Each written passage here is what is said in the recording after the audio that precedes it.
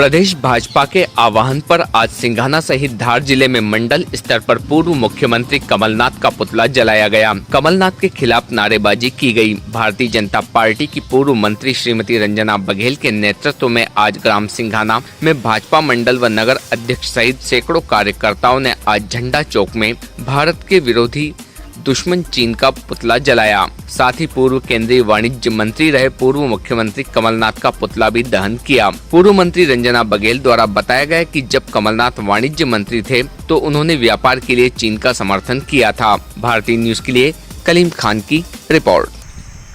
Doctor Hiralal अलावा ने अभी बेबाक से कहा है कि भारतीय जनता पार्टी ने 100 करोड़ का प्रलोभन दिया है और लोकतंत्र की हत्या की है। लोकतंत्र की हत्या तो कमलनाथ सरकार ने की थी। उन्होंने वचन पत्र के अनुसार उन्होंने विकास के काम न करते हुए उनके जो विधायक थे कांग्रेस पार्टी के 24 विधायकों ने उनसे असंतुष्ट होकर के सिंधिया जी के नेतृत्व में उनकी पार्टी से त्यागपत्र देके भारतीय जनता पार्टी को समर्थन देके भारतीय जनता पार्टी के माननीय शिवराज सिंह को मुख्यमंत्री बनने में पूरी भूमिका उन्होंने निभाई। लेकिन लोकतंत्र की हत्या तो कांग्रेस ने की थी। आप सबको पता होना चाहिए। जिस तरह से हीरालाल अलावा ने आरोप किया है, बिना प्रमाण के, बिना हाथ पैर के चलने की कोशिश की है। ना उनके पास कोई मोबाइल नंबर ट्रेस किए हुए, ना उनके पास नाम है। अगर प्रमाणिक बात है तो वो उजागर करें। हीरालाल अलावा जब से विधायक बने हैं तब से इस क्षेत्र को समाज के नाम पर छलावा किया है। आप सबको मालूम है कि राष्ट्रीय जयस संरक्षक के ये राष्ट्रीय जयस के संरक्षक हैं और समाज के नाम पर समाज का संगठन बना करके समाज के साथ छलावा किया और कांग्रेस पार्टी से चुनाव लड़े और आज तक समाज के हित में 1.5 साल में कोई भी काम नहीं किया।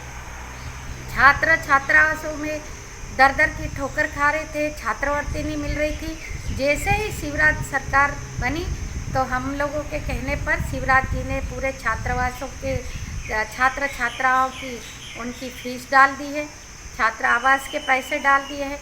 15 लाख किसानों के हित में इन्होंने तो कर्जे भी माफ़ नहीं किए थे।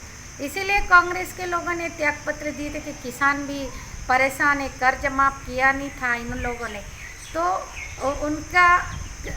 उन्होंने 15 लाख किसानों के खाते में उन्होंने जितना भी उनका प्रीमियम था वो सब बैंकों को दे दी थी। 15 लाख किसान को लगभग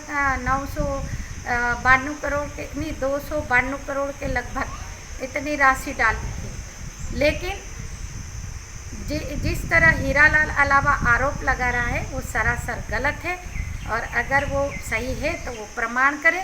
आज ये लोग गाड़ियाँ पकड़ रहे हैं, दारू की गाड़ी पकड़ रहे हैं, इनके लोग रेत की गाड़ी पकड़ रहे हैं। अगर अवैध हो तो ये विभाग को कहे।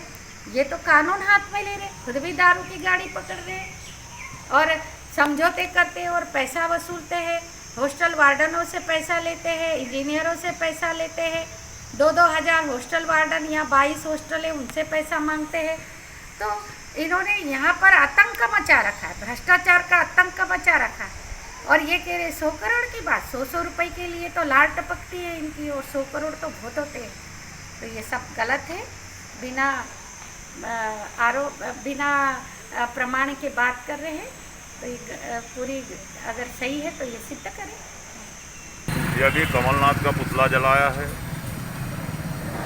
ये आज भारतीय जनता पार्टी मध्य प्रदेश ने सभी मंडल स्तर पे इसका पुतला दहन किया गया है। वाणिज्य मंत्री रहते हुए इसने चीन पर टैक्स कम किए थे और उसकी वजह से हमारे देश के लघु और कुटीर उद्योग का बहुत नुकसान हुआ था।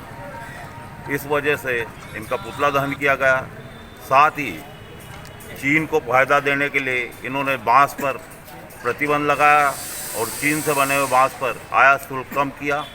उसकी वजह से हमारे यहाँ के बांस उत्पादकों को बहुत हानि हुई। साथ ही चीन से मतलब इन्होंने जो राजीव गांधी फाउंडेशन में पैसे लिए उसकी वजह से 40 से लेकर 200% तक लघु और कुटीर उद्योग में जो हमारे यहाँ प्रयुक्त होती थी ऐसी चीज़ों को चीन से आयात किया और उसका आयात शुल्क घटाया। इन्हीं कारणों से आज हमने आक्रोशित होकर इसे कमलनाथ का पुतला दहन किया है और साथ ही कांग्रेस को संदेश भी दिया है कि आप अपनी देश विरोधी गतिविधियां बंद करें और देश हित में काम करें। धन्यवाद। Subscribe now to most exciting channel ever.